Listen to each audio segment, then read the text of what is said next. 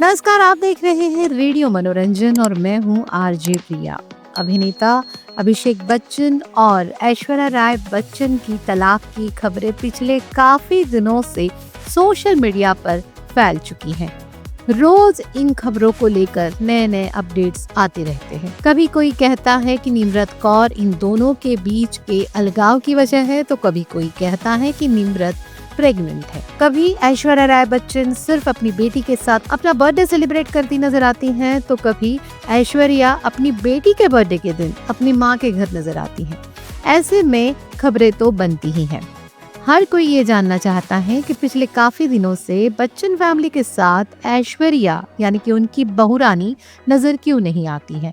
और इसी बीच खबर निकलकर सामने आई कि ऐश्वर्या और अभिषेक अलग हो रहे हैं। तो कोई कह रहा था कि इनके बीच तलाक हो चुका है, तो कोई ये कह रहा था कि बच्चन फैमिली अपनी प्राइवेसी का रिस्पेक्ट करती है, इसलिए इन खबरों को ज्यादा तूल नहीं दे रही है।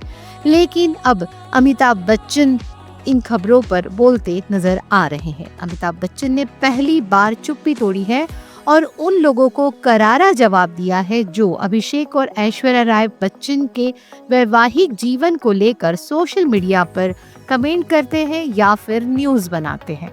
अमिताभ बच्चन ने इन खबरों को लेकर क्या कहा है, सुनिए। मैं परिवार के बारे में बहुत कम ही बात करता हूँ, क्योंकि यह मेरा क्षेत्र है और इसकी प्राइवेसी मैं बनाए रखना चाहता हूँ।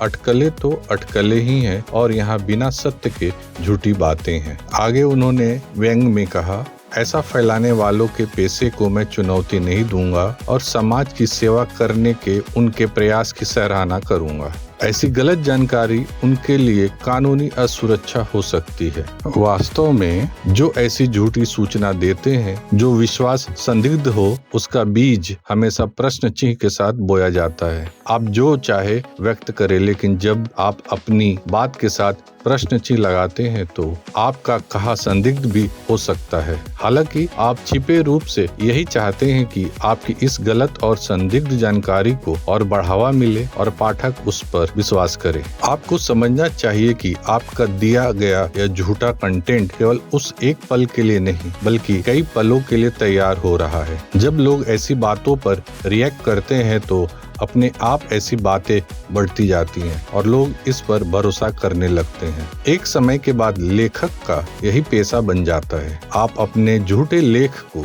खबर को प्रश्नवाचक चिन्ह के साथ लिख देते हैं और यहाँ आपका काम खत्म। मगर सोचिए दूसरों की जिंदगी पर इसका क्या असर होता होगा। इसी तरह की खबरों की जानकारी पाने के लिए रेडियो मनोरंजन को सब्सक्राइब कीजिए, बेल आइकॉन का बटन दबाना ना भूले और अगर वीडियो आपको पसंद आता है तो शेयर जरूर कीजिए।